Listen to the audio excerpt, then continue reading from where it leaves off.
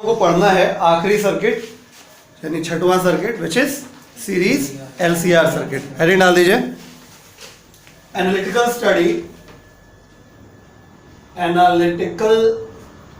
Study of series LCR circuit.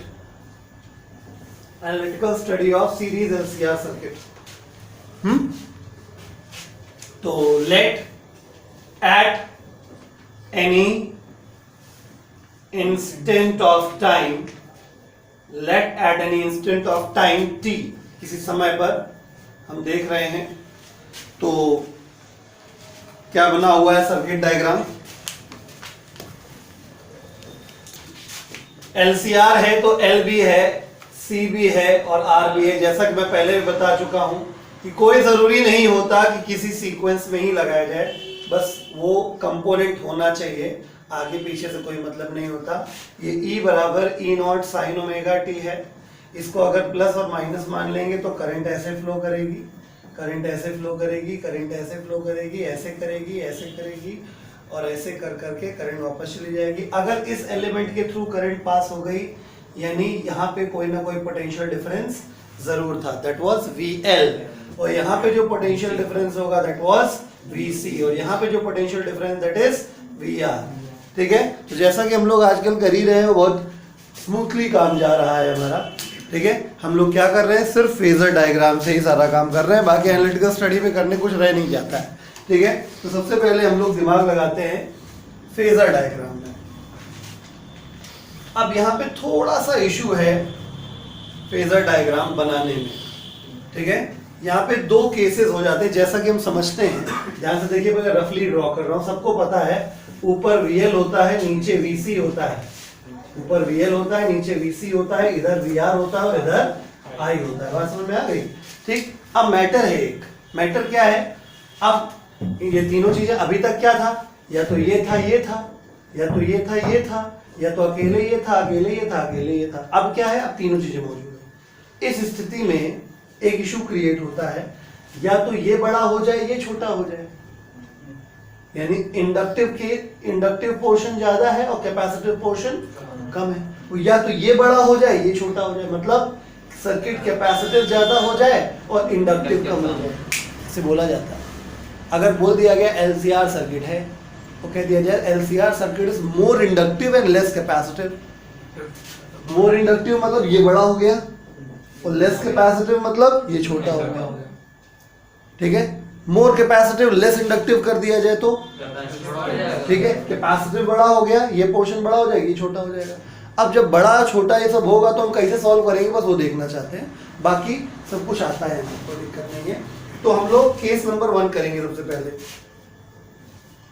ठीक है, तो यहां पर लिख दे रहे हैं, मेंशन कर दे रहे हैं, 2 cases are possible. 2 cases are possible. 2 case possible हैं। पहला नंबर, इफ VL is more than VC, that is series LCR circuit, LCR circuit is more inductive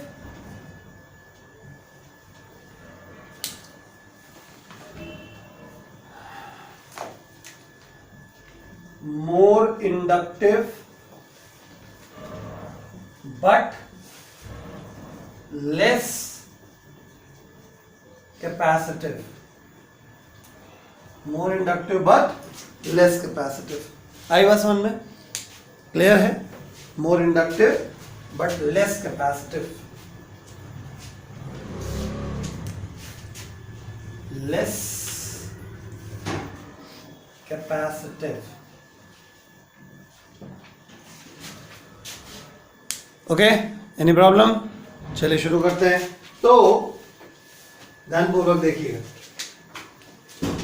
हाँ, तो मुद्दा यह है कि ऐसी स्थिति में जब ये फेजर डायग्राम बनेगा तो क्या हो जाएगा, VL बड़ा हो जाएगा, बोलो VL बड़ा हो जाएगा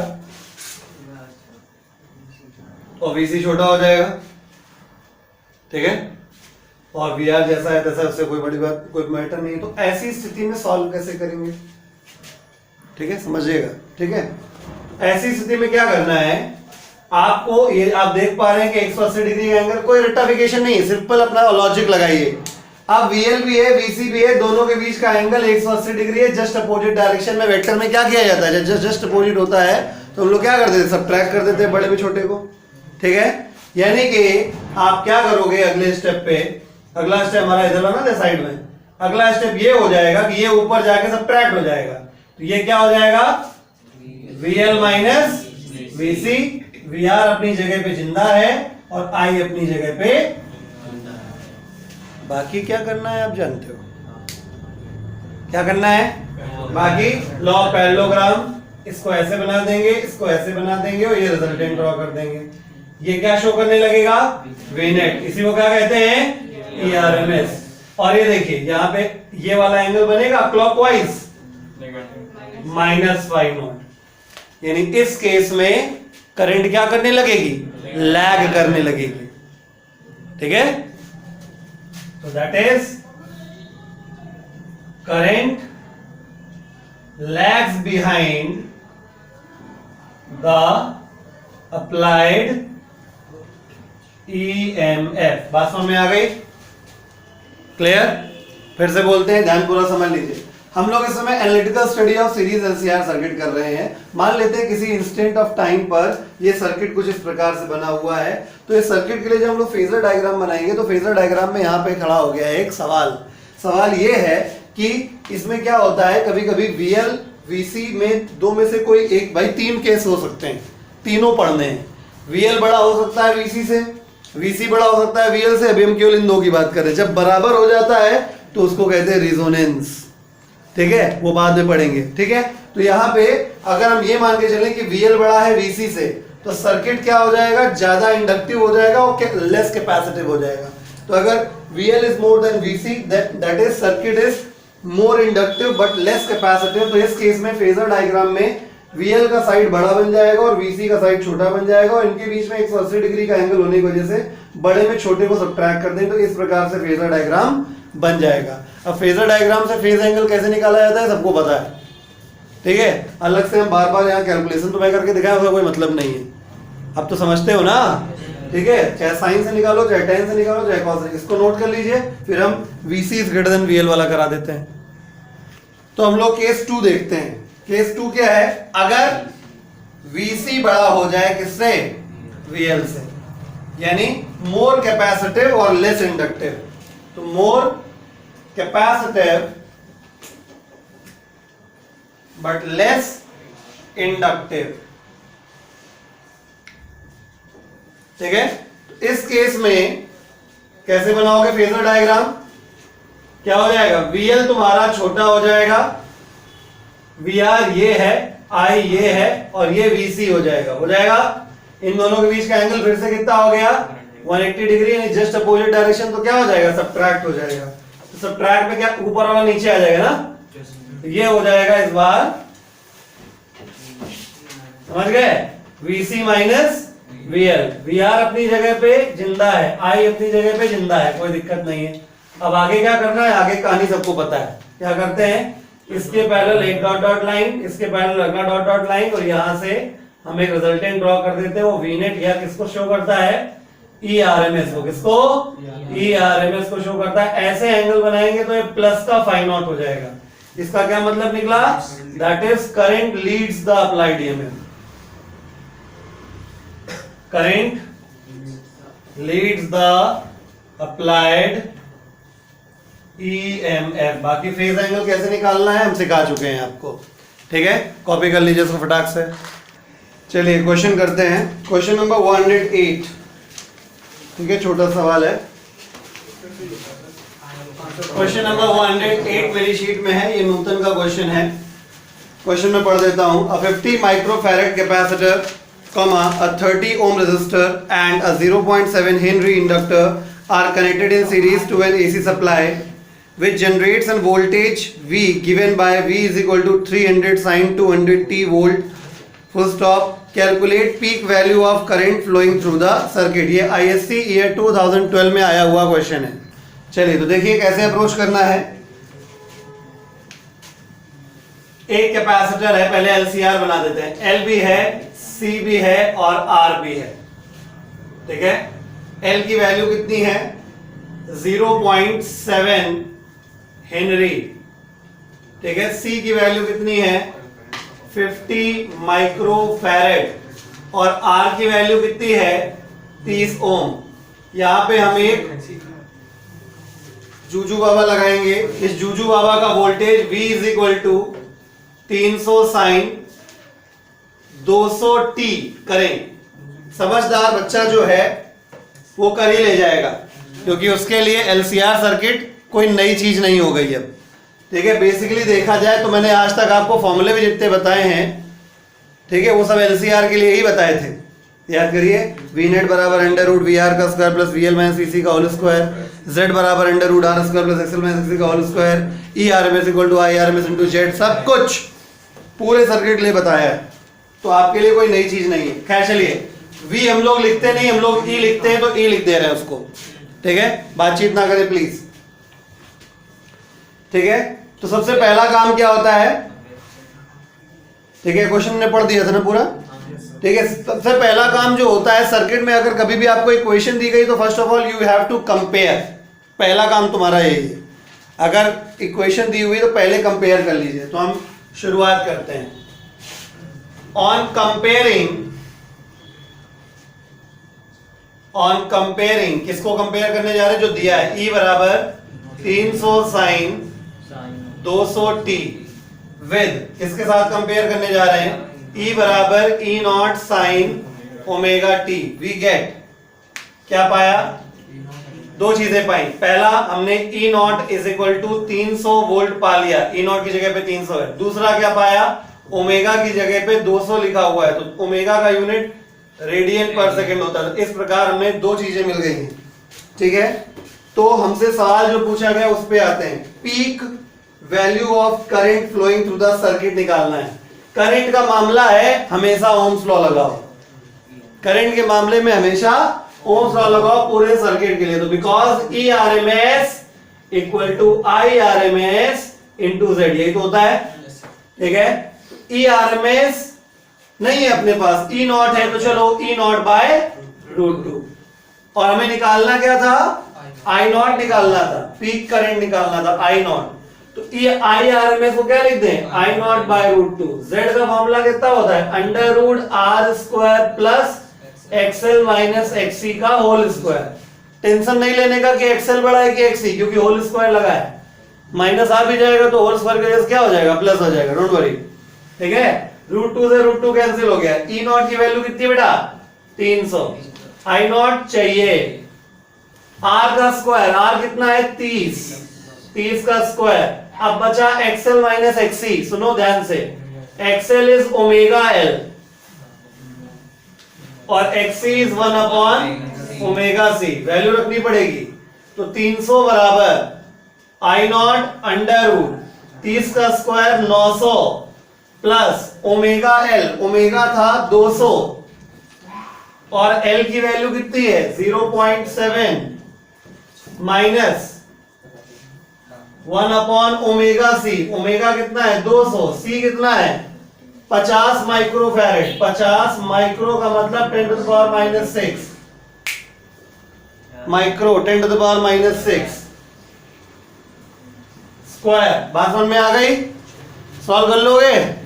सीबीएसई वालों के लिए भले ही कष्ट वाली बात है, लेकिन करना पड़ेगा। 60 एम्पियर, बात समझ में आ गया, क्लियर।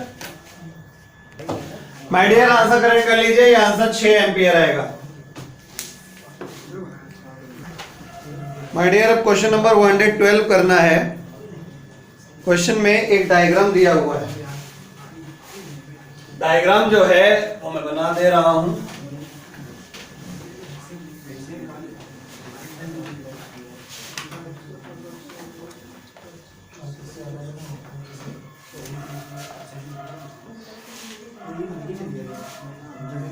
112 112 डायग्राम कुछ इस प्रकार से है, थोड़ा खतरनाक सा दिखता हुआ है। आईएससी ईयर 2013 में आया हुआ क्वेश्चन है।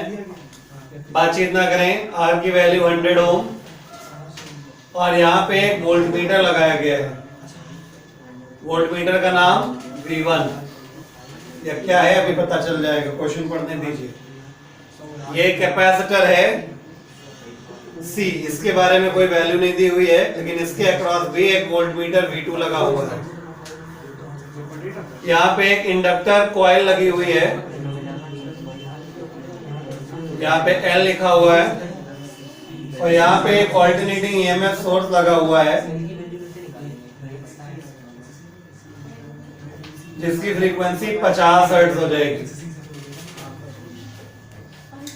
ठीक है, तो क्वेश्चन पढ़ता हूं। Figure shows a series LCR circuit connected to an AC source which generates an alternating EMF of frequency 50 Hz. The readings of voltmeters V1 and V2 are 80 volt and 60 volt respectively. ठीक है, यानी V1 ने पढ़ा, V1 का reading है 80 volt और V2 का reading है 60 वोल्ट। क्वेश्चन आगे कंटिन्यू करते हैं। 80 volt and 60 volt respectively. First of find number 1 the current in the circuit, यानी IRMS पूछा है। Second part the capacitance C of the capacitor. ठीक है, देखिए क्वेश्चन सेकेंड पार्ट थोड़ा सा टफ है इसका। ठीक है, देखिए इसमें क्या लिखा हुआ है। पहले पार्ट में पूछा गया करंट इन द सर्किट, तो एक बात तो तय है कि सेकेंड पार्ट क्या, सेकेंड पार्ट फर्स्ट पार्ट दोनों ही अच्छे पार्ट्स हैं। सबसे पहले इस क्वेश्चन को देखते ही एक बात समझ में आती है कि जो V1 की रीडिंग है 80 वोल्ट, ये एक्चुअली और कुछ नहीं है, ये VR होगा, क्योंकि इसके अक्रॉस जो VR आएगा वही ये वोल्ट मीटर रीड करेगा, यानी 80 वोल्ट वैल्यू है VR की। ठीक है, और यहीं से आपको पहले क्वेश्चन का आंसर मिल जाएगा। और ये जो V2 की रीडिंग है वो एक्चुअली किसकी वैल्यू हो गई, VC की। ठीक है, तो बेसिकली V2 की जो रीडिंग है वो VC की वैल्यू है। तो चलिए फर्स्ट पार्ट हमें निकालना है करंट इन द सर्किट। सुन रहे हैं, करंट इन द सर्किट आपको निकालना है, तो IRMS निकालना, राइट। तो सबको पता है VR के बारे में ज्यादा जानकारी है अपने पास, क्योंकि VR की वैल्यू भी पता है, यहाँ R भी पता है। तो फॉर्मूला क्या होता है भाई, देखिए जो करंट फ्लो करेगी वो पूरे सर्किट में सेम फ्लो करेगी, क्योंकि सीरीज सर्किट है, सीरीज में करंट सेम होती है। ठीक है ना, तो यहां भी IRMS जाएगा, इसमें भी IRMS जाएगा और इसमें भी IRMS जाएगा और इसमें भी IRMS जाएगा। तो अगर मैं VR बराबर IRMS इंटू R करके निकालू तो IRMS तो आएगा ही आएगा, करेक्ट। मतलब VR बराबर IRMS इंटू R करने से जो IRMS आएगा वो सर्किट की करंट ही तो है, राइट। VR की वैल्यू है अपने पास 80, IRMS सर्किट का करंट होता है जो चाहिए हमें, R की वैल्यू है 100। इस प्रकार से IRMS इक्वल टू कितना हो गया, 0.8 एम्पियर। चलिए ऐसे ही कुछ सॉलिड दिमाग लगाना है सेकेंड पार्ट में। The capacitance C of capacitor, जो सिखाया वही तो इसका जवाब है। सर्किट में हर जगह करंट सेम होगी, यानी IRMS का वैल्यू अगर तुम रेजिस्टर के लिए लिखो और IRMS का वैल्यू अगर तुम कैपेसिटर के लिए लिखो तो बराबर होगी, है कि नहीं। सेकेंड पार्ट में हमें C निकालना था, करेक्ट। तो इसको अगर मैं IRMS R को VR अपॉन R लिख दूं, कोई गलत है क्या। IRMS C को VC अपॉन XC लिख दूं, कुछ गलत है क्या, बोलो। सीरीज में करंट सेम होती है, current equal to voltage upon resistance. VR की वैल्यू 80, R की वैल्यू 100, VC की वैल्यू 60, XC मतलब 1/2 पाई FC, क्योंकि F दिया था 50। खत्म कहानी, ठीक है। तो कितना आ गया, 0.8 बराबर 120 पाई इंटू एफ हो गया 50 इंटू सी, तो सी बराबर कितना हो जाएगा 0.8 अपॉन 00 5 10 शून्य ऐसे लगे 1 5 1 5 एकम 5 1 6 पाई है ना, 0.8 अपॉन 6000 पाई। सॉल्व कर लेंगे भाई तो आंसर आ जाएगा 42.46 इंटू 10⁻⁶ फैरेड। कैपेसिटेंस का यूनिट फैरेड, जिसको आप 42.46 माइक्रो फैरेड भी लिख सकते हैं। पल्ले बड़ा। चलिए अब इस कैटेगरी में क्वेश्चन करते हैं। क्वेश्चन नंबर 115 मेरी शीट में क्वेश्चन पढ़ रहा हूं। An alternating EMF of frequency 50 hertz. Question number 115, frequency 50 hertz is applied to a circuit with a resistor of 20 ohm, R की वैल्यू 20 ओम दे रखी गई है, comma an inductor of 100 millihenry, L की value 100 millihenry and a capacitor of 30 microfarad, C की value 30 microfarad connected in series. ठीक है, फिर से बोल रहा हूं। An alternating EMF of frequency 50 hertz is applied to a circuit with a resistor 20 ohm, comma an inductor 100 millihenry and a capacitor 30 microfarad connected in series. उसके आगे पहला पार्ट लिखा हुआ है क्वेश्चन का कि what is the angle by which the current Leeds और lags the applied EMF. यानी कुल मिला के आपको आइडिया ये भी होना चाहिए कि लीड करेगा कि लैग करेगा, ठीक है, और कितने एंगल से लीड या लैग करेगा। देखिए बेटा, अगर आपको लीड मतलब कुल मिला के लीड कर रहा है, लैग कर रहा है, कितने एंगल से लैग कर रहा है, ये सब किससे निकलेगा, फेजर डायग्राम से निकलेगा। अब एलसीआर सर्किट में एक छोटा सा समस्या है ना। प्योरली इंडक्टिव सर्किट में कोई समस्या नहीं होती, सबको पता होता है फेज -π/2 है, फेजर डायग्राम जरूरत नहीं है। प्योरली कैपेसिटिव में फेज +π/2 होता है, फेजर डायग्राम जरूरत नहीं है। प्योरली रेजिस्टिव में फेज 0 होता है, फेजर डायग्राम जरूरत नहीं है। ठीक है, सीरीज एलआर में क्या होता है, फेजर डायग्राम फिक्स होता है, बड़े आराम से निकल आता है। ठीक है, सीरीज सीआर में भी ऐसे ही है, लेकिन सीरीज एलसीआर में झोल होता है। क्या, आपको मैंने अभी भी डिस्कस किया था, क्या VL बड़ा कि VC बड़ा। ठीक है, अब टेक्निकली देखा जाए, बात ध्यान दीजिएगा, थोड़ा सा सोचिए, हम डिसाइड करने जा रहे हैं VL बड़ा कि VC बड़ा। VL जो होता है वो IXL होता है, और VC जो होता है IXC होता है। सीरीज में होने की वजह से I तो सब में ही सेम रहेगा, अभी प्रीवियस क्वेश्चन किया हमने। तो इसका मतलब डिटरमाइनिंग फैक्टर कौन है, XL और XC। यानी अगर आपको कभी भी एलसीआर सर्किट का फेजर डायग्राम बनाना पड़े तो अलग से ईमानदारी से पहले से ही XL और XC निकाल लो। तो अगर XL बड़ा आया तो मतलब VL बड़ा हो गया, XC बड़ा आया तो VC बड़ा हो गया, फेजर डायग्राम उसी हिसाब से बन जाएगा। ठीक है, तो सबसे पहले हम लोग क्या निकालेंगे, XL। बात समझ में आ गया। यानी जब भी एलसीआर सर्किट का फेजर डायग्राम बने, मतलब दिमाग में अगर ना रह पाए तो लिख लो कहीं, एलसीआर सर्किट का अगर फेजर डायग्राम बनाना है तो सबसे पहले XL XC निकाल लेना है, बिना उसके निकाले काम चलेगा नहीं।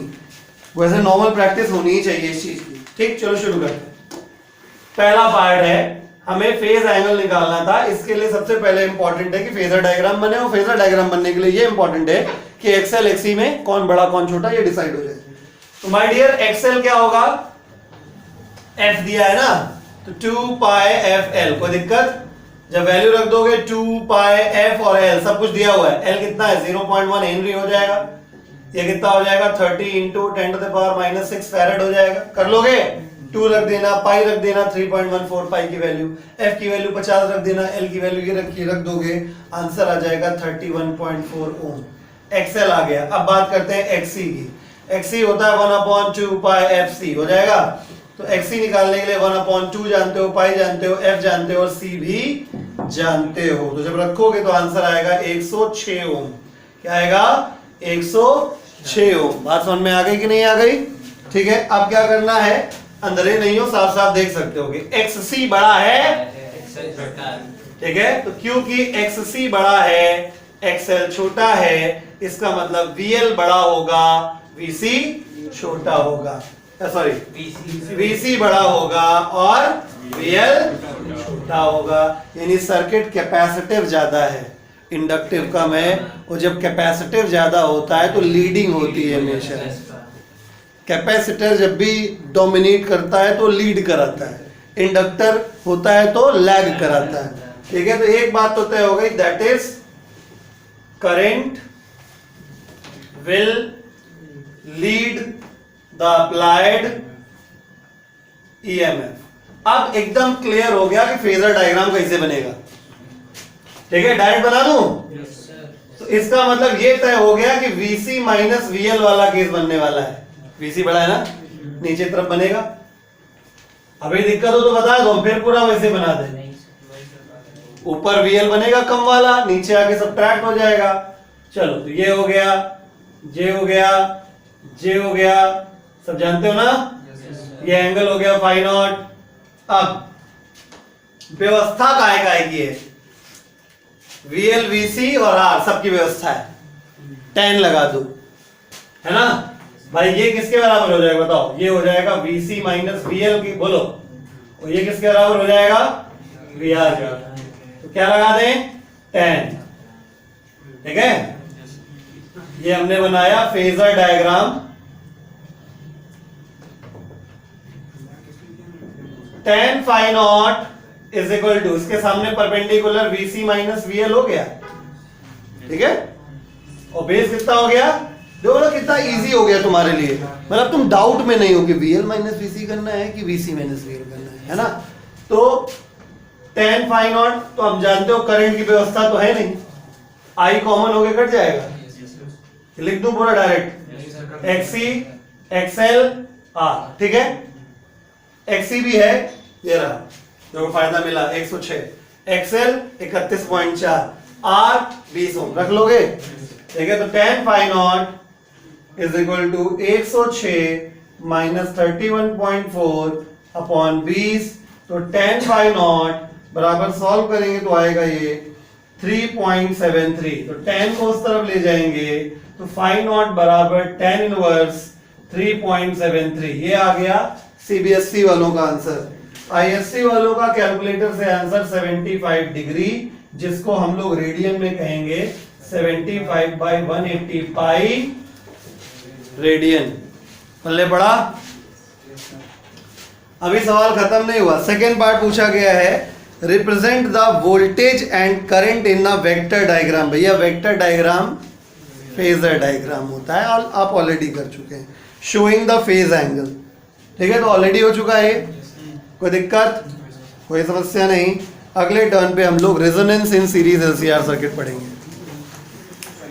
आज शुरू करेंगे रेजोनेंस। ठीक है, रेजोनेंस क्या होता है? वैसे तो जब साउंड वगैरह चैप्टर में बच्चे पढ़ते हैं ICSE बोर्ड में, क्लास 10th में या 11th में, किसी भी बोर्ड में, तो रेजोनेंस पढ़ाया जाता है। रेजोनेंस बेसिकली क्या होता है, थोड़ा सा मैं आइडिया देता हूँ, क्योंकि ये थोड़ी सी इससे मिलती जुलती चीज है, मतलब थोड़ी सी ही मिलती है, ज्यादा नहीं मिलती। रेजोनेंस क्या चीज होती है कि जब एक वाइब्रेटिंग बॉडी, जिसकी बड़ी बात है वाइब्रेट हो रही हो तो कुछ ना कुछ फ्रीक्वेंसी होगी, वो इन्फ्लुएंस में आती है एक ऐसी बॉडी की जिसकी नेचुरल फ्रीक्वेंसी वही हो। मतलब वो, देखिए थोड़ा कंफ्यूजन क्रिएट करता है, मैं पहले डिस्कस कर देता हूँ। रेजोनेंस ही क्लास 10th वाला डिस्कस करता हूँ, तब आप ये समझ पाएंगे। मान लीजिए कि एक ट्यूनिंग फॉर्क है और ये एक साउंड बॉक्स है। साउंड बॉक्स मतलब लकड़ी का एक बॉक्स है, जैसे साउंड बॉक्स है ना, ठीक। और इसको हमने सपोज वाइब्रेट करा दिया, ये वाइब्रेट हो रहा है, जिसकी फ्रीक्वेंसी है 512 हर्ट्ज। 512 हर्ट्ज की फ्रीक्वेंसी से वाइब्रेट करेगा। तो बनी बात है, इसके कांटेक्ट में, इस बॉक्स के अंदर, ये लकड़ी का बॉक्स होता है, वुडन बॉक्स है, उसके ऊपर एक ट्यूनिंग फॉर्क है। ट्यूनिंग फॉर्क वाइब्रेट कर रहा है 512 हर्ट्ज से। तो इस बॉक्स के अंदर, हॉलो बॉक्स है, तो इसके अंदर जो हवा होगी वो भी वाइब्रेट करेगी। और वाइब्रेट करते हुए उसके आगे भी हमने एक बॉक्स लगाया है, सेम बॉक्स है, और उसमें भी हमने सेम ट्यूनिंग फॉर्क लगाया है, सेम है एकदम। ठीक है, इमेजिन करिए सेम है, और उसको हमने ट्यूनिंग फॉर्क को यहाँ ऐसे लगा दिया। ठीक है, तो क्या होता है, ये वाइब्रेट करती हुई एयर इस साउंड बॉक्स में जाती है। तो हम नोटिस क्या करते हैं इसकी भी नेचुरल फ्रीक्वेंसी क्या है? देखिए नेचुरल फ्रीक्वेंसी सबसे पहले क्लियर कर लीजिए आप, क्या है नेचुरल फ्रीक्वेंसी? मैं बोल रहा हूँ, मेरे गले में जो वोकल कॉर्ड है उसकी एक नेचुरल फ्रीक्वेंसी है, उसी के हिसाब से मैं बोल रहा हूँ, आपको सुनाई दे रही है मेरी आवाज़, ठीक है? हम बोलेंगे, चाहे क्लास में बोल रहे हो, चाहे नॉर्मल बातचीत कर रहे हो, आवाज़ आप सुनते ही पहचान जाएंगे कि हमारी आवाज़ है, राइट? तो अब अगर हम नहीं भी बोल रहे हैं तो क्या मेरे वोकल कॉर्ड की क्या फ्रीक्वेंसी बदल जाएगी? नहीं, फ्रीक्वेंसी वही रहती है। इसी प्रकार से हर मटेरियल की नेचुरल फ्रीक्वेंसी जो होती है वो फिक्स होती है, ठीक है? तो यहाँ पे मैं दो तरीके की बात, दो फ्रीक्वेंसीज की बात कर रहा हूँ। एक हमारे पास एक ऐसा ट्यूनिंग फॉर्क है जिसको हमने 512 हर्ट्ज से वाइब्रेट करा रखा है। अब इसका नेचुरल है या नहीं है, भाड़ में गया, इससे कोई मतलब नहीं, ठीक है? लेकिन इसका नेचुरल फ्रीक्वेंसी जो है, FN लिख दे रहा हूँ, इसका नेचुरल फ्रीक्वेंसी 512 हर्ट्ज है। मतलब अगर इसको कोई वाइब्रेट कराएगा तो 512 हर्ट्ज से वाइब्रेट करेगा, लेकिन मैंने फिलहाल इसको वाइब्रेट करा के नहीं रखा हुआ है। तो किया क्या है, इस ट्यूनिंग फॉर्क को 512 हर्ट्ज से वाइब्रेट कराया है। तो हम और इस तरीके से दोनों अरेंजमेंट लगा के लगा दे, थोड़ी देर बाद हम क्या देखते हैं, ये वाला भी अपने आप वाइब्रेट करने लगता है। भाई बस समझ में, यानी जब कोई वाइब्रेटिंग बॉडी किसी नॉन वाइब्रेटिंग बॉडी के साथ इंटरैक्शन में आती है और उस समय क्या हो जाए कि इसकी जो वाइब्रेशन की जो फ्रीक्वेंसी है वो इसके नेचुरल फ्रीक्वेंसी के बराबर आ जाए, तो ये वाली बॉडी भी साथ साथ वाइब्रेट करने लगती है। इसको कहते हैं resonance. Ultimately what happens, resonance की वजह से क्या होता है, रेजोनेंस की वजह से आवाज में लाउडनेस आ जाती है, इंटेंसिटी बढ़ जाती है, एनर्जी बढ़ जाती है, पावर बढ़ जाती है। आई बात समझ में? ठीक है, इसका नाता है हमारे टॉपिक से। हम साउंड का रेजोनेंस पढ़ा नहीं रहे हैं, हम तुम्हें ये बताना चाह रहे हैं कि रेजोनेंस में क्या कैरेक्टरिस्टिक्स होती है। जैसे आप करते नहीं हो FM वगैरह चलाते हो या टीवी को ट्यून करते हो, ट्यूनिंग क्या है? ट्यूनिंग रेजोनेंस है, ठीक है? आपने अपना टेप रिकॉर्डर सपोज FM आपने आपको ट्यून करना है 92.7 व्हाटएवर बिग FM जो भी है, ठीक है? अब परमानेंटली 92.7 मेगाहर्ट्ज, 92.7 क्या है? कोई ज्योतिषीय नंबर नहीं है वो, ठीक है? 92.7 मेगाहर्ट्ज होता है। ये तो तुम्हारी किस्मत खराब है कि कम्युनिकेशन सिस्टम कोर्स से हट गया, अदरवाइज ये भी पढ़ाते तुमको, ठीक है? तो 92.7 मेगाहर्ट्ज फ्रीक्वेंसी होती है वो। उस फ्रीक्वेंसी में वो बिग FM नाम का जो चैनल है उसका मैसेज आता है। मैसेज मतलब वो टेक्स्ट मैसेज नहीं है, मतलब जो ओरल मैसेज आ रहे हैं, ऑडियो मैसेज जो आ रहे हैं। गाना क्या है, एक बार आ जाओ, क्या है? दैट इज ऑडियो मैसेज, ठीक है?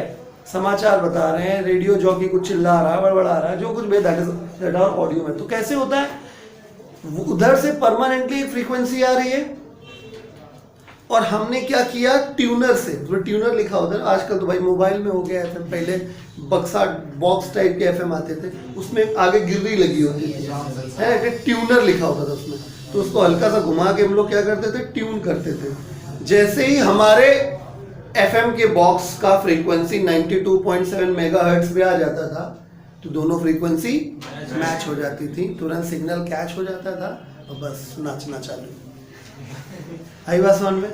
तो समझ गए ना रेजोनेंस क्या है? रेजोनेंस में नॉर्मली क्या होता है कि हम बाहर से एक ऐसी फ्रीक्वेंसी अप्लाई करते हैं सिस्टम में जो कि उसकी नेचुरल फ्रीक्वेंसी के बराबर हो। ऐसी स्थिति में जो सिस्टम है वो ज्यादा एफिशिएंसी के साथ, ज्यादा एनर्जी के साथ, ज्यादा पावर के साथ काम करने लगता है। होपफुली समझ रहे होंगे। दोबारा एक बार फिर से बोलता हूँ, जो ये दूसरा ट्यूनिंग फॉर्क है इसकी फ्रीक्वेंसी 512 से ज्यादा हो जाएगी, एम्पलीट्यूड बढ़ेगा आवाज का, ये हाँ फ्रीक्वेंसी वही रहेगी, ठीक है? तो मैं एक आखिरी बार बोल रहा हूँ, उसके बाद मैं वापस टॉपिक पे आता हूँ, ठीक है? What is a resonance? Resonance में बेसिक जो मोटा, ये तो मैंने सिर्फ एग्जांपल लिया था, अब आप मोटा मोटा आइडिया समझिए कि एक सिस्टम होता है जिसकी अपनी खुद की एक नेचुरल फ्रीक्वेंसी होती है, वो वाइब्रेट हो रहा हो चाहे ना हो रहा हो, हर चीज की अपनी एक नेचुरल फ्रीक्वेंसी होती है। और अगर हमने उसमें उसके ऊपर या उसके इन्फ्लुएंस में एक ऐसी फ्रीक्वेंसी हम ले आए जो उसकी नेचुरल फ्रीक्वेंसी के क्या हो, बराबर हो, तो सिस्टम क्या करने लगता है, रेजोनेंस करने लगता है। रेजोनेंस का क्या तात्पर्य है कि वो सिस्टम अब ज्यादा एनर्जी के साथ, ज्यादा पावर के साथ वर्क करेगा। Got it? एक छोटा सा एक बहुत जनरल एग्जांपल देते हैं। वैसे आजकल कोरोना के टाइम में बहुत ज्यादा आप लोग पार्टी वार्टी नहीं गए, लेकिन आपने नोटिस किया होगा कि जहां पे डीजे बज रहा होता है, जब आप वहां पे जाते हैं, बहुत नजदीक जब जाते हैं उसके, तो ऐसा लगता है जैसे चोला कांप रहा है ना, भड़बड़ाने लगता है ना, शेकिंग टाइप की महसूस होने लगती है। तो कारण उसका यही है कि जो आवाज आ रही है उसकी जो फ्रीक्वेंसी है वो तुम्हारे बॉडी मटेरियल की फ्रीक्वेंसी से मैच कर रही है। ठीक है? तो आपका बॉडी मटेरियल जो नहीं वाइब्रेट करना चाहिए था वो वाइब्रेट करने लगता है। कहीं चोला बड़बड़ा रहा है, वो चोला बड़बड़ा नहीं रहा है, वो बॉडी मटेरियल रिजोनेंस कर रहा है। ठीक है? और छोटा सा एग्जांपल दे देता हूँ आपको। आप माइक्रोफोन जो लेते हैं, मतलब वो जो ईयर प्लग जिसको कहते हो, ठीक है, ईयर प्लग जब आप ऐसे सुनो तो छन्न छन्न आवाज बाहर सुनाई देती है, लेकिन वही कान में खोस दो तो, ठीक है, मतलब भड़बड़ा जाता है इंसान अगर एक बार गलती से भी तेजी से बच गया तो। कारण क्या है कि ईयर प्लग जब कान के अंदर लग जाता है तो एयर ट्रैप कर लेता है। ठीक है? एयर ट्रैप कर लेता है और जब आवाज आती है तो उसकी फ्रीक्वेंसी जो होती है वो अंदर फंसी हुई एयर के साथ रिजोनेंस करने लगती है। जब रिजोनेंस करती है तो आवाज लाउड हो जाती है। जस्ट लाइक स्पीकर्स, स्पीकर होते तो इतने इतने बड़े हैं, तो इतना बड़ा साउंड बॉक्स क्या लगाते हैं डीजे सिस्टम में? उसके पीछे कारण यही है। साउंड इंजीनियरिंग में सिखाया जाता है कि कितना वॉल्यूम एयर का इस वाले स्पीकर की फ्रीक्वेंसी से क्या करेगा, रेजोनेंस करेगा। मैच कर जाएगा तो रेजोनेंस होने लगेगा, तो वही साउंड बॉक्स भड़बड़ भड़बड़ आवाज प्रोड्यूस करने लगेगा। बात समझ में आ गई? तो अल्टीमेटली हमने क्या समझा, फिर रेजोनेंस नहीं होगा। फिर जो ये बॉडी थी, अगर मान लीजिए ये इसका 512 ना हो गया, हम उसको 510 कर दें, ये कतई वाइब्रेट नहीं करेगा। No resonance will take place, ये शांत बना रहेगा। Got the point? Clear? Resonance समझ में आया क्या होता है? यानी एक सिस्टम में अपनी खुद की एक नेचुरल फ्रीक्वेंसी होती है। फिर सुन लीजिए, एक सिस्टम में अपनी खुद की एक नेचुरल फ्रीक्वेंसी होती है। अगर आप उस सिस्टम में बाहर से कुछ ऐसा अप्लाई कर दें जिसकी फ्रीक्वेंसी इसकी नेचुरल फ्रीक्वेंसी के साथ मैच कर जाए, बराबर हो जाए, तो फिर हमारा ये सिस्टम ज़्यादा एनर्जी के साथ, ज़्यादा पावर के साथ वर्क करने लगता है। आई बात समझ में? तो अब मैं चलता हूँ वापस अपने टॉपिक। जब एलसीआर सर्किट होता है तो L, C and R, L, C और आर सर्किट, एलसीआर सर्किट में एल, सी और आर के हिसाब से इसकी एल की जो वैल्यू हो, सी की जो वैल्यू हो, आर की जो वैल्यू हो, उसके हिसाब से एक फिक्स फ्रीक्वेंसी हो जाती है जिसे हम क्या कह देंगे, इसकी natural frequency, that is resonance frequency. ठीक है? अभी उसका फॉर्मूला बताऊंगा, चलो पहले ही बता देता हूं, 1/2 पाई √LC। ठीक है?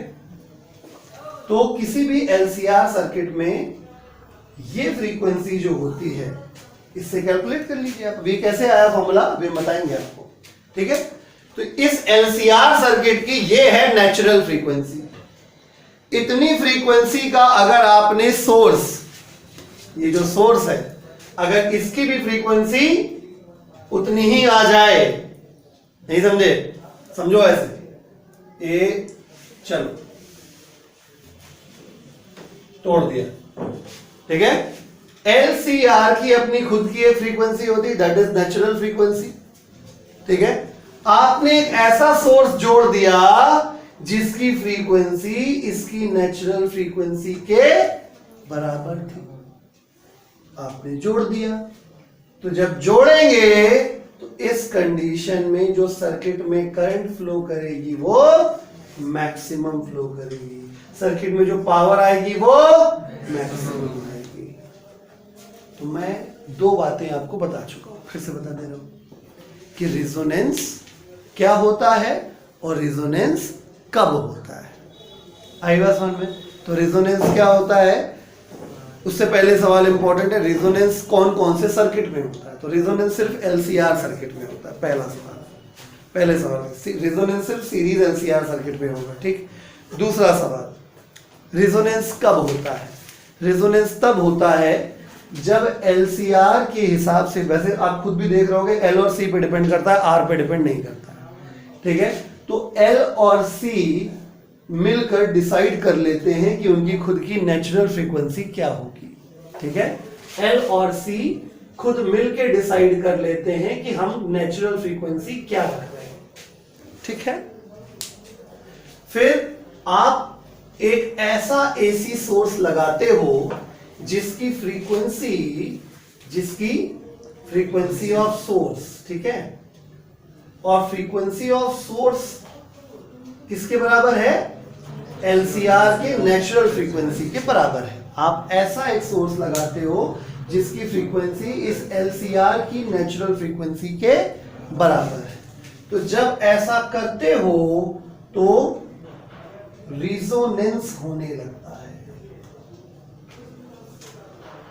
रिजोनेंस अकर्स, रिजोनेंस होने लगता है। आई बात समझ में? रिजोनेंस होगा तो क्या होगा, सर्किट में करंट मैक्सिमम हो जाएगी, सर्किट की पावर मैक्सिमम हो जाएगी। आ गई बात समझ में? क्लियर है? यानी रिजोनेंस कराने के लिए बेटा आपको क्या करना पड़ेगा, एक ऐसा सोर्स फिट करना है जिसकी फ्रीक्वेंसी इस एलसीआर की नेचुरल फ्रीक्वेंसी के बराबर हो, ठीक है। जैसे ही ऐसा होगा रिजोनेंस हो जाएगा, सर्किट में पावर मैक्सिमम, करंट मैक्सिमम। आगे बस में कुछ एडिशनल क्वेश्चंस देख लेते हैं, ठीक है। एलसीआर कौन से सर्किट में रिजोनेंस होता है, सीरीज एलसीआर सर्किट में होता है, ठीक है, ओके।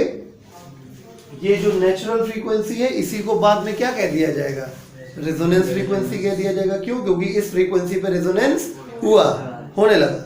आई बात समझ में?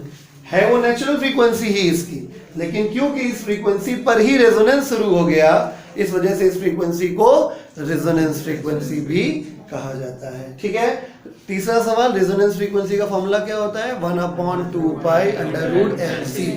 फॉर्मूला देख के क्या अंदाजा लगा कि नेचुरल फ्रीक्वेंसी या रेजोनेंस फ्रीक्वेंसी को डिसाइड करने में रेजिस्टेंस का कोई रोल नहीं है। रोल किसका है, एल का और सी का। बात समझ में आ गई? चलिए लिखना शुरू करिए। अभी हम जो क्वेश्चन किए उसमें उन लोग इन ऊपर की तीनों की वैल्यू नहीं आती थी फ्रीक्वेंसी में, हाँ, तो मतलब उसमें ये हो ही नहीं रहा था रेजोनेंस वगैरह। मैंने क्या बोला, रेजोनेंस सिर्फ सीरीज एलसीआर सर्किट में होता है। अभी तक हम लोगों ने एलसीआर सर्किट मतलब, और हमने रेजोनेंस अभी तक पढ़ा ही कहाँ, क्योंकि अभी तक जो सर्किट पढ़ रहे थे वो एलसीआर कहाँ थे। और अभी आपने लास्ट टर्म में जो एलसीआर सर्किट पढ़ा है, ठीक है, उसमें अगर आप निकाल के देखेंगे तो किसी भी क्वेश्चन में अगर आप निकालेंगे तो रेजोनेंस की कंडीशन को सेटिस्फाई नहीं कर रहा था, इसलिए मैंने पार्ट बाय पार्ट अलग कर दिया था, ठीक है। क्या डिफरेंस हो जाएगा? हाँ, करंट में क्या डिफरेंस हो जाएगा अगर रेजोनेट होगा? जब रेजोनेंस होगा तो करंट मैक्सिमम हो जाएगी I0 की बराबर। जिस समय रेजोनेंस होता है उस समय सर्किट में बहने वाली करंट कितनी हो जाती है, I0, पीक करंट के बराबर करंट फ्लो करती है। आई बात समझ में? ऐसे आरएमएस करंट फ्लो करती है। आई बात समझ में? क्लियर? ये भी एक अच्छा पॉइंट पूछा आपने। खैर, जिस समय रेजोनेंस होता है उस समय करंट जो सर्किट में फ्लो करती है दैट इज I0, ठीक है। और जिस समय रेजोनेंस नहीं होता उस समय IRMS, वो IRMS I0 से छोटी ही होती है, I0/√2 होता है। आई बात समझ में? क्लियर हो गया? चलिए अभी और आएगा समझ में। फिलहाल हमने आपको केवल दो बातें बताना चाह रहे थे, रेजोनेंस कब होता है और रेजोनेंस में क्या होता है। रेजोनेंस तब होता है जब आप एक ऐसा सोर्स एलसीआर सर्किट में अप्लाई करते हो जिसकी फ्रीक्वेंसी इस एलसीआर अरेंजमेंट की नेचुरल फ्रीक्वेंसी के बराबर होता है, ठीक है। रेजोनेंस कंडीशन में क्या होता है, सर्किट की करंट मैक्सिमम हो जाती है, सर्किट में पावर मैक्सिमम हो जाती है। तो आपने जो पूछ लिया तो उसको भी जोड़ दे रहा हूं कि जब रेजोनेंस होता है तो उस समय सर्किट में जो मैक्सिमम करंट होती है वो एक्चुअली आई नॉट होती है, पीक करंट होती है। समझ गए? चलिए लिखिए, हेडिंग डाल देते हैं, resonance in series LCR circuit and resonance frequency. Resonance in series LCR circuit and resonance frequency. Resonance in series LCR circuit and resonance frequency. Resonance in series LCR circuit and resonance frequency. लिखा? लिखिए, if an alternating EMF source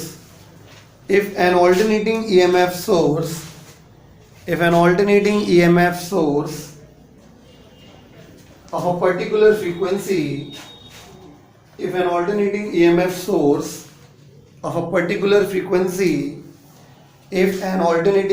source of a particular frequency is connected to a series LCR circuit,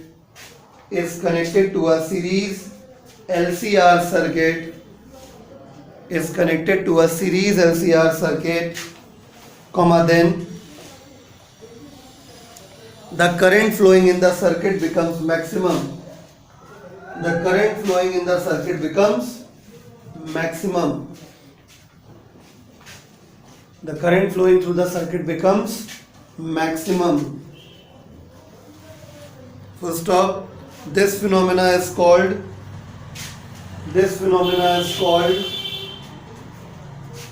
resonance in series LCR circuit. This phenomena is called resonance in series LCR circuit. This phenomena is called resonance in series LCR circuit. And the frequency of alternating EMF source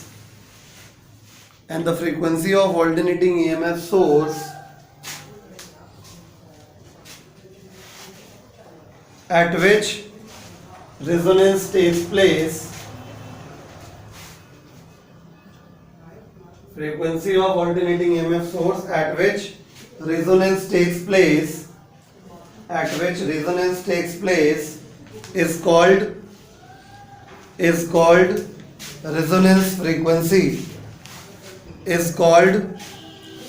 resonance frequency.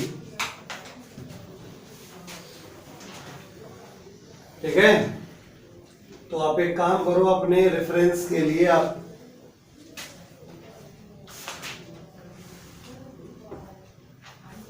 ठीक है,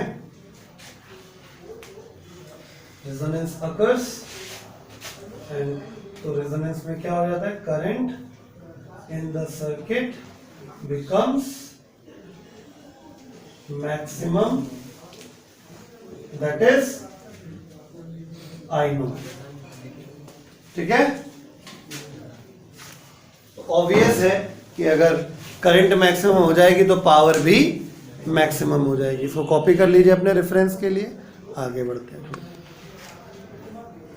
चलिए अब heading डाल दीजिए, mathematical condition of resonance in series LCR circuit. Heading है mathematical condition of resonance in series LCR circuit. Mathematical condition of resonance in series LCR circuit. Mathematical condition मतलब जो physical condition है वो तो मैंने बता दिया आपको कि क्या करना है, ठीक है, लेकिन मैथमेटिकली आप कैसे समझोगे?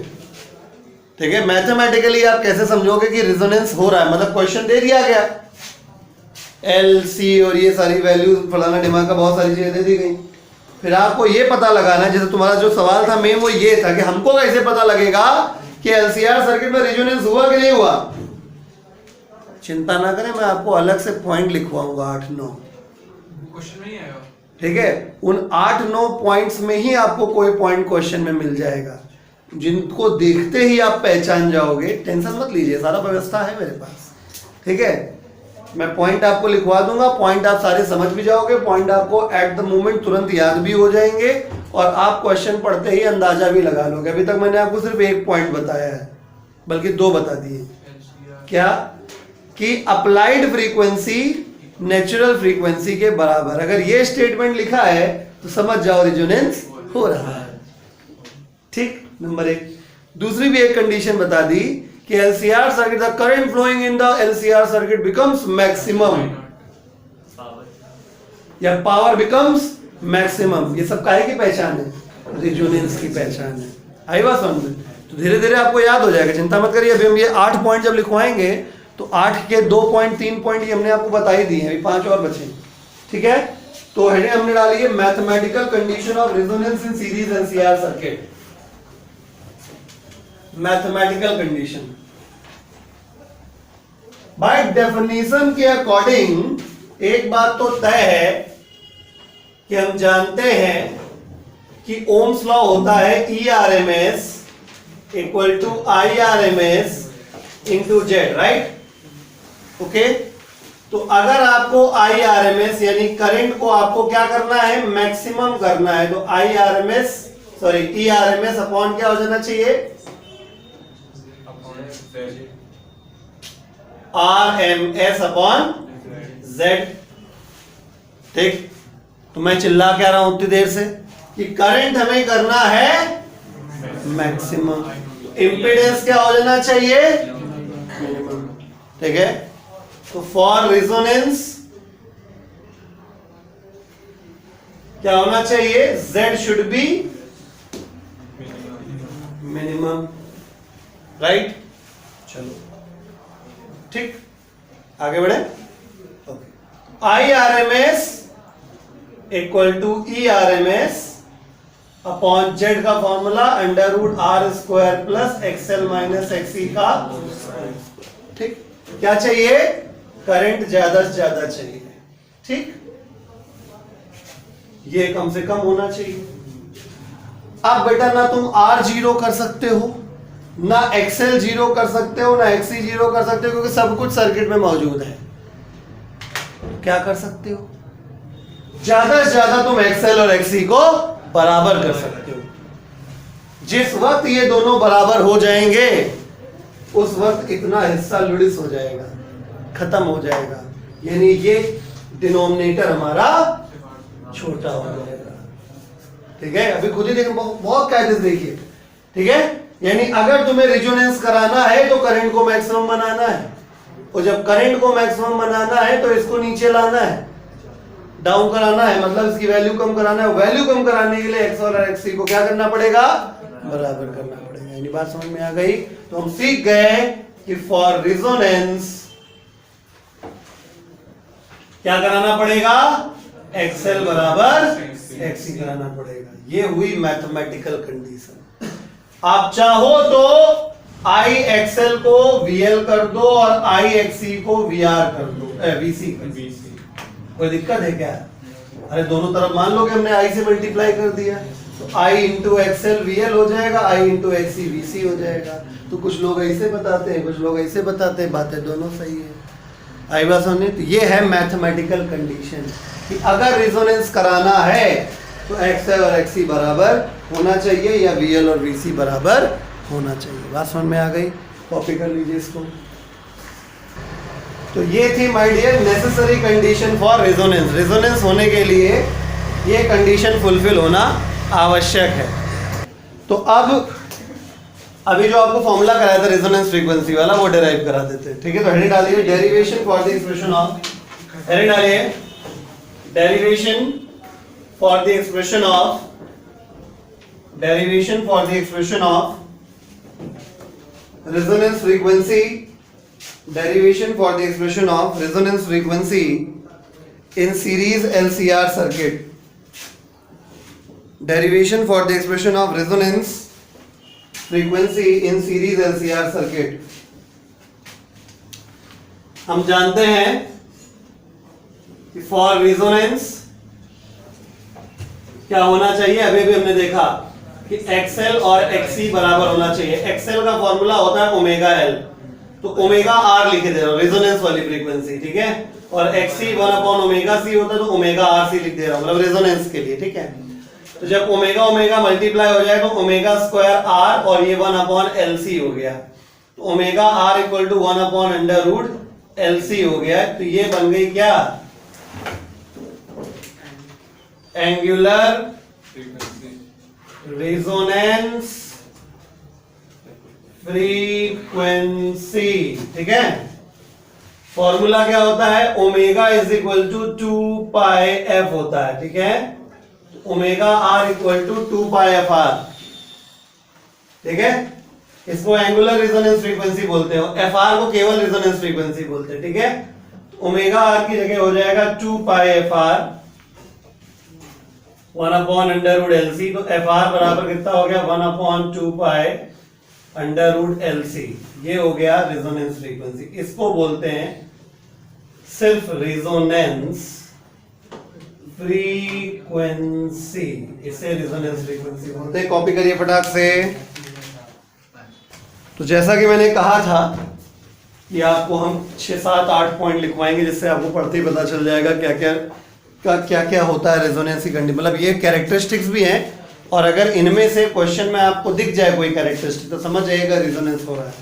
ठीक है, तो एक एक करके बात करते हैं। हेडिंग डाल दीजिए, characteristics of series, characteristics of resonance, characteristics of resonance in series LCR circuit, characteristics of resonance in series LCR circuit, characteristics of resonance in series LCR circuit. पहली कैरेक्टरिस्टिक क्या है, जो हमने पहला पॉइंट बताया था कि अप्लाई किए हुए EMF की फ्रीक्वेंसी अगर मैच कर जाए सर्किट की नेचुरल फ्रीक्वेंसी। तो पहला पॉइंट लिखिए, if the frequency, if the natural frequency लिखिए, if the natural frequency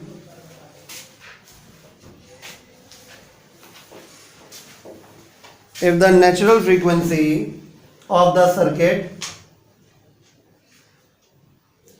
natural frequency of the circuit is equal to the frequency of external applied EMF, if the natural frequency of the circuit is equal to the frequency of external applied EMF। ठीक है, तो फिर अगला point क्या बताया था, circuit में current क्या हो जाती है, मैक्सिमम हो जाती है। तो अगला कैरेक्टरिस्टिक लिखिए, the current amplitude in the circuit becomes maximum, the current amplitude in the circuit becomes maximum, the current amplitude in the circuit becomes maximum.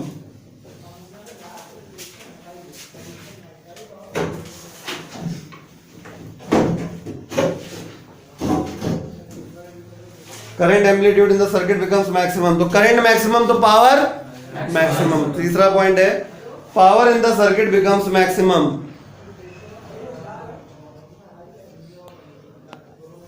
Power in the circuit becomes maximum.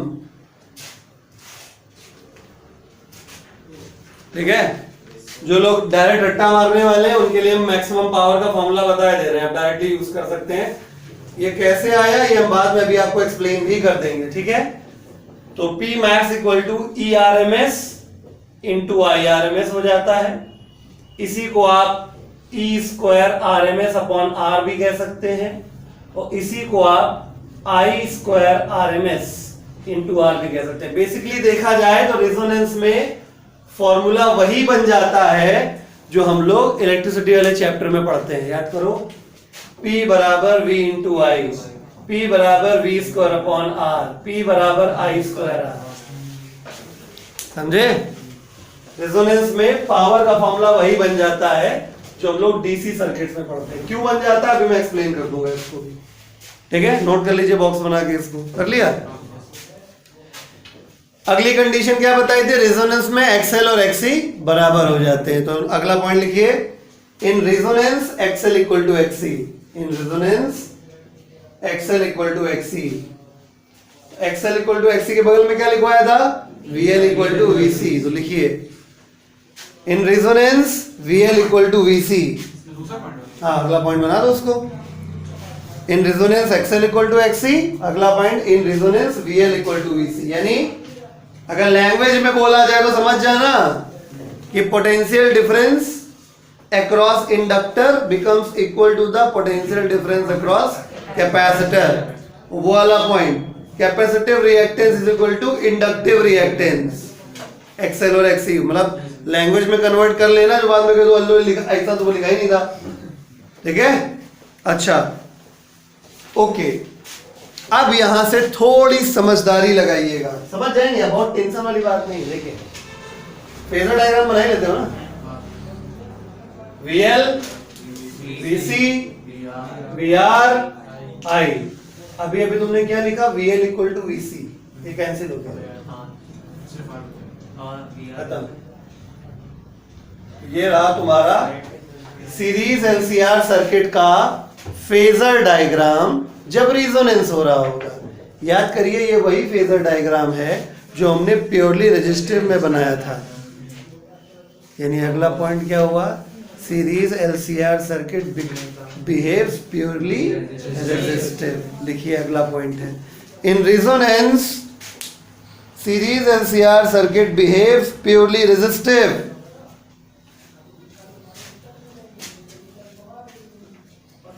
In resonance, series LCR circuit behaves purely resistive। बहुत point निकलते हैं यहाँ पे। देखिए इसका मतलब इस circuit में जो V नेट है वो यही है, जो V है बस यही है। तो जब रिजोनेंस होता है तो V नेट जो होता है वो बस किसके बराबर रह जाता है, VR के।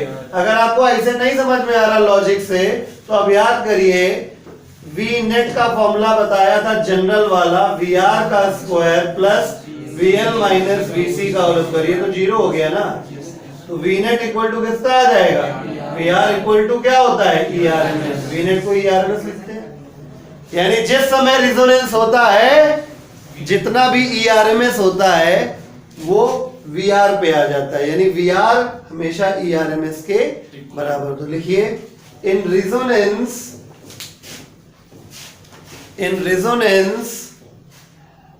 ERMS बराबर V नेट बराबर VR। ऐसे ERMS बराबर V नेट बराबर VR। ठीक है, ओके। अगला पॉइंट बताओ, फेज एंगल कितना हो गया, प्योरली रेजिस्टिव हो गया तो जीरो होता है। तो लिख लो, in resonance phase angle becomes 0 degree और 0 radian. In resonance phase angle phi not becomes 0 degree और 0 रेडियन।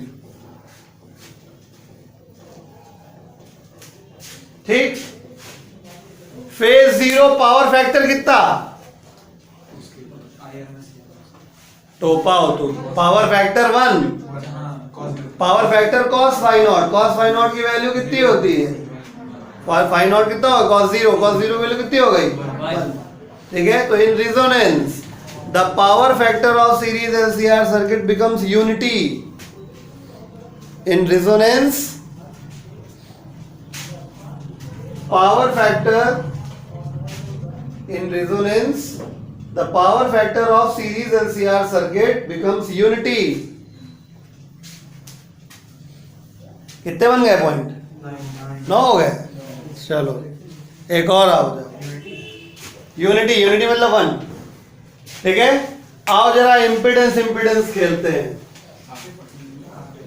Z बराबर under root R square plus XL minus XC का होल स्क्वायर होता है। वैसे भी लॉजिक देखो, लॉजिक से भी समझ में आ गया होगा कि जब वो प्योरली रेजिस्टिव हो गया है तो सर्किट का पूरा जो इम्पीडेंस है वो किसके बराबर रह जाएगा, आर के बराबर रह जाएगा। नहीं पल्ले पड़ा तो एक्सएल एक्सी बराबर होता है, रेजोनेंस में ये लुडिस हो गया, Z बराबर क्या हो गया आर। और यही मिनिमम होता है, मैंने कहा था रेजोनेंस में करंट मैक्सिमम तो इम्पीडेंस मिनिमम। तो लिखिए in resonance the impedance of series LCR circuit becomes minimum. In resonance impedance of series LCR circuit becomes minimum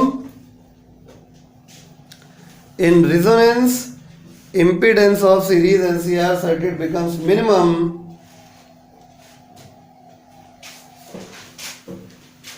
ठीक है, दैट इज ये लिख लो Z minimum equal to R। यानी जब रेजोनेंस समझ में आ जाए तो इम्पीडेंस की जगह डायरेक्ट R लिखना सीख जाओ। ठीक, तो अब चलो मैं एक्सप्लेन कर देता हूँ, लिखना नहीं है, ये लिख लिया? अब लिखना नहीं है, मैं एक्सप्लेन कर देता हूँ। पावर का जो फॉर्मूला था, जो हमने आपको डायरेक्टली बता दिया अभी थोड़ी देर पहले, पॉइंट नंबर 3 या 4 में बताया है। कौन सा पॉइंट है?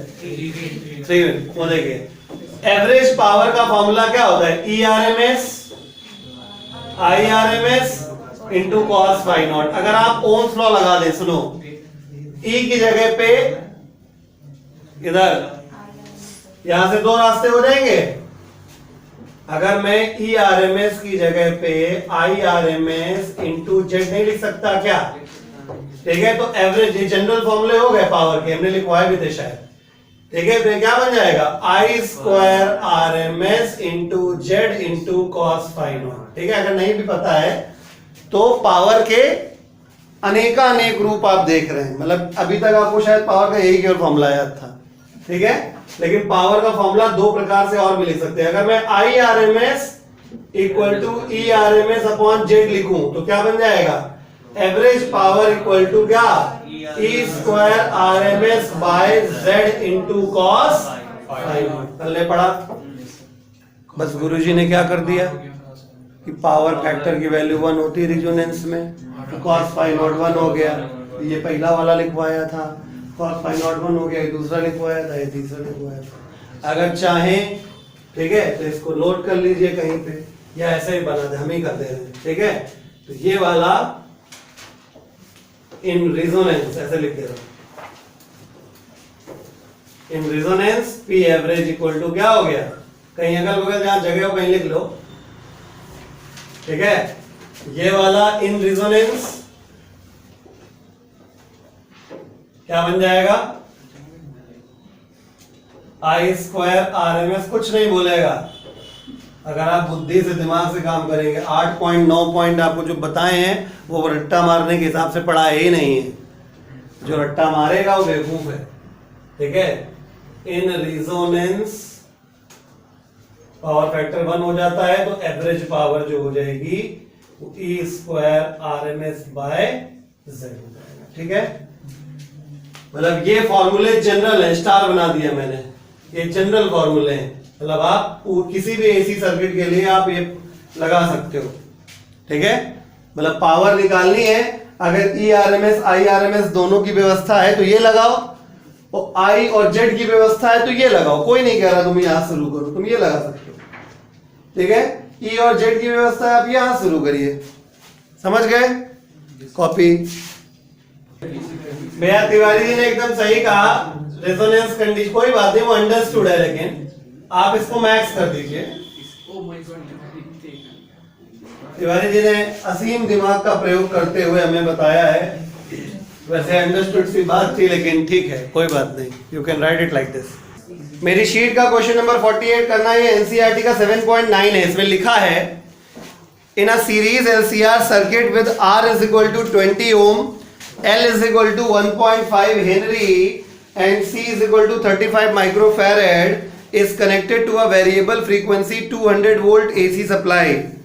Full stop. When the frequency of the supply equals the natural frequency of the circuit, comma, what is the average power transfer to the circuit in one complete cycle? अगर बच्चा समझदार है तो अंडरलाइन कर ले, इसमें लिखा है when the frequency of supply equal to the natural frequency. काल जी सीट तो लाए नहीं होगी, लाए, लेकिन उसमें वो क्वेश्चन है, मतलब कि 50 से स्टार्ट है, 48 वाला है नहीं इसमें। बाकी पन्ना पट्टी खा के बेच के लैया लुल्ल कहीं का। ठीक है भैया, कर लेंगे, करके तो बताओ भैया।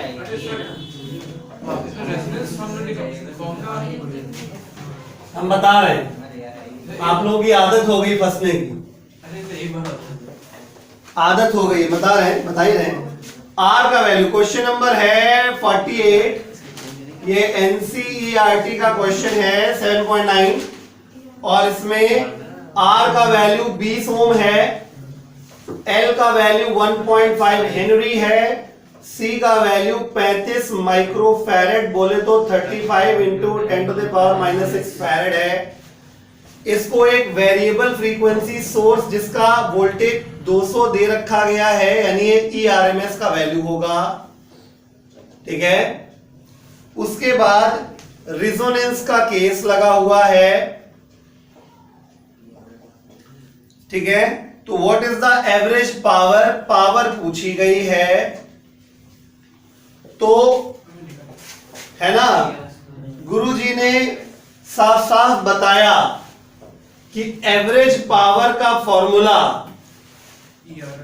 ERMS इंटू आई, हम कह रहे तुम्हें नहीं याद हुआ भाई, छोड़ दो, पुराने मेथड से काम करो, सिंपल तरीके से काम करो।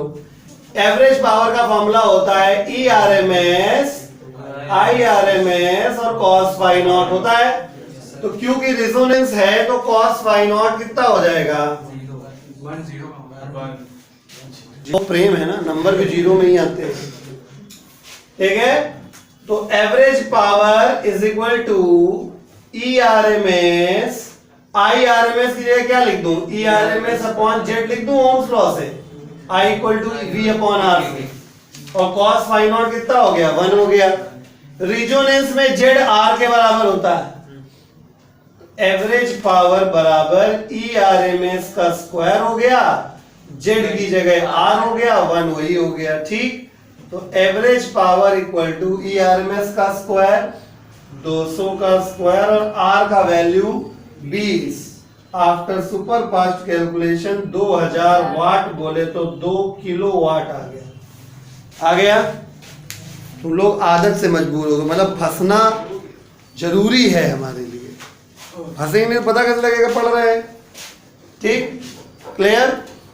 मैंने कतई जो अभी थोड़ी देर पहले डायरेक्ट फॉर्मूले डिराइव किया था, मैंने कतई इस्तेमाल नहीं किया है, हमने पुराने मेथड से काम किया है, बस कंडीशंस ऑफ रिजोनेंस का इस्तेमाल किया है, ठीक है। चलिए, छाप छुप लिए ही होगा आप लोगों ने, ठीक है। अगला सवाल क्वेश्चन नंबर 50 है, क्वेश्चन नंबर 50 या क्वेश्चन नंबर 125, मेरी शीट में 2 जगह लिखा है, ठीक है। ये NCERT का 7.11 होगा, मैं रब कर रहा हूं, क्वेश्चन नंबर 50 है, ये NCERT का 7.11 है। क्वेश्चन में लिखा है, figure shows a series LCR circuit connected to a variable frequency 230 volt source, full stop, L is equal to 5 Henry, C is equal to 80 microfarad, R equal to 40 ohm। A part है question का, determine the source frequency which drives the circuit in resonance. मतलब भला मानुस था question लिखने वाला, उन्होंने खुद ही कह दिया कि रेजोनेंस में है, ठीक है। यानी आपको निकालना है ओमेगा आर या एफ आर। चलो बी पार्ट पढ़ देते हैं पहले। Obtain the impedance of the circuit and amplitude of current यानी I not at the resonating frequency. Third part है determine the RMS potential drops across the 3 elements of the circuit, ठीक है। Full stop. Show that the potential drop across LC combination is 0 at resonating frequency। होता ही है। L और C का resultant कितना हो जाएगा, VL और VC का 0 नहीं हो जाएगा, ठीक है। तो चलिए हम फटाफट से इसको कर देते हैं। LCR सर्किट, उसमें कहा गया था क्वेश्चन, हम बना ही देते हैं भाई। ये LCR क्वेश्चन मान लो दिया गया है, LC और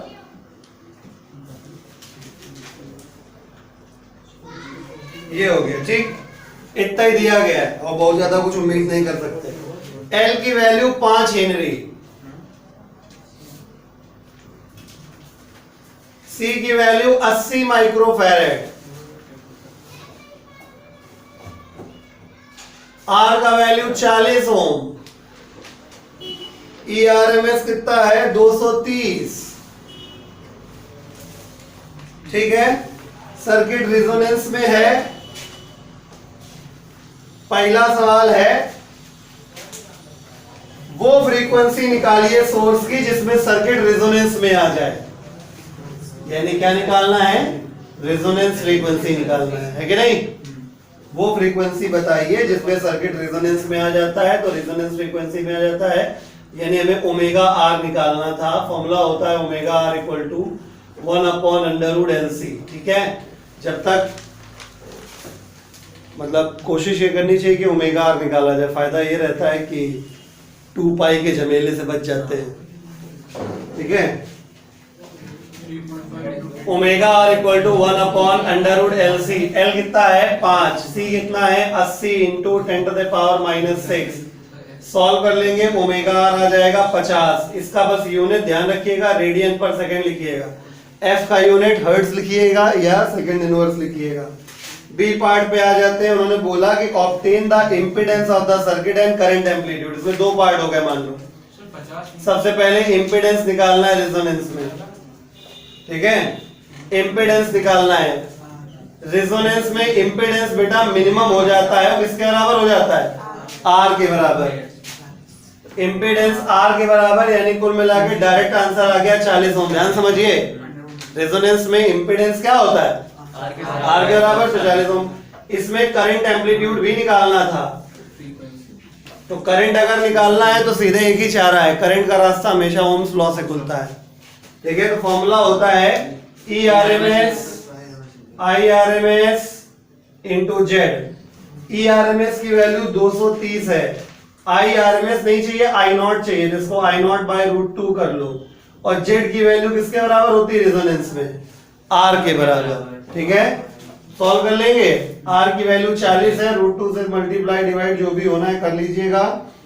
I0 का वैल्यू 8.1 एम्पियर आ जाएगा। ठीक है, फिर इस क्वेश्चन का सी पार्ट में बोला गया है कि determine the RMS potential drop across the 3 elements of the circuit. VL और VC निकालना है, VL VC और VR सब निकालना है। तो पहले तो IRMS चाहिए। चलो देखो बेटा, VL चाहिए, सपोज मान लो हम पहला पार्ट मान के चल रहे हैं, VL चाहिए। ठीक है, तो फॉर्मूला क्या होता है, VL बराबर IRMS इंटू XL होता है। कर लोगे? अब IRMS तो नहीं पता ना, IRMS को क्या लिख दे बताओ, हाँ I0/√2, ये भी एक ऑप्शन है। ठीक है, तो I0/√2, I0 है अपने पास, रख लेंगे। और XL का फॉर्मूला क्या होता है, ओमेगा L, तो ओमेगा है अपने पास, L भी है अपने पास, कर लोगे? तो VL बराबर सॉल्व करेंगे तो आ जाएगा, VL बराबर आ रहा है 1437.5 वोल्ट। अच्छा बताओ VC कितना आएगा? हाँ, समझदार बच्चा तुरंत आंसर देता है, इसी के बराबर आएगा। क्यों? क्योंकि रेजोनेंस है। फिर भी अलग से निकाल के बता देते। VC बराबर IRMS इंटू XC, तो VC बराबर IRMS की जगह I0/√2 हो जाएगा। XC होता है 1/ωc, ओमेगा भी है, C भी है, I0 भी है, VC आ जाएगा। VC कितना आ जाएगा, VC भी यही आएगा 1437.5 वोल्ट। अब बचा VR निकाल लेते हैं। VR क्या हो जाएगा, ये भी निकालने की जरूरत नहीं है। VR हमेशा किसके बराबर होता है, ERMS के बराबर होता है रेजोनेंस में। अगर समझदार है तो तुरंत आंसर। ERMS कितना है 230। फिर भी आप कर लो एक बार, IRMS इंटू जेड करोगे, सॉरी IRMS इंटू आर करोगे, तो VR बराबर ये हो गया I0/√2, I0 रख लेना, R रख लेना, आंसर आपका 230 ही आएगा। फिर अल्टीमेटली आखिरी पार्ट में ये कहा गया था कि दिखाइए कि रेजोनेंस में जब होता है तो potential drop across LC combination is 0। यानी हमें प्रूव करना है, क्या करना है, टू प्रूव।